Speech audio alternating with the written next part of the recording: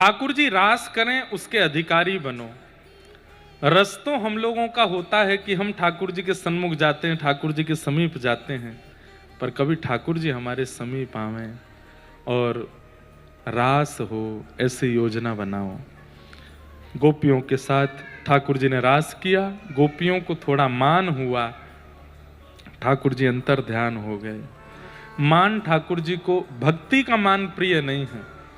वैसे तो कोई भी मान हो, धन का मान हो, ऐश्वर्य का मान हो, नाम प्रतिष्ठा कीर्ति का मान, कोई भी मान ठाकुर जी को प्रिय नहीं, पर भक्ति का मान तो बिल्कुल भी प्रिय नहीं है। कई लोगों को अपनी भक्ति का अभिमान हो जाता है। हम लोग इतना नियम करते हैं, इतनी जल्दी उठ जाते हैं, ऐसा तिलक स्वरूप धारण करते हैं, इतना क्रम से रहते हैं, इतनी कथा सुन ली, इतनी परिक्रमा लगा ली, ये कर लिया वो कर लिया। इसका जो मान हमारे चित्त में आ जाता है, इस मान के कारण ठाकुर जी दूर ही रहते हैं।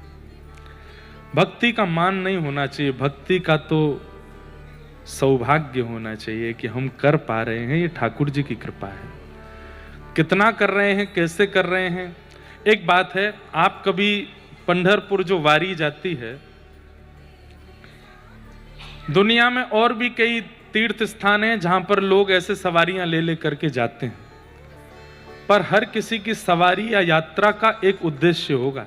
वो इसीलिए देवता के पास जा रहे हैं कि उनको कुछ कामना है। कोई पैदल चल के जा रहा है, कोई दंडवती करते हुए जा रहा है, कोई लेटता हुआ जा रहा है, सबकी एक कामना है।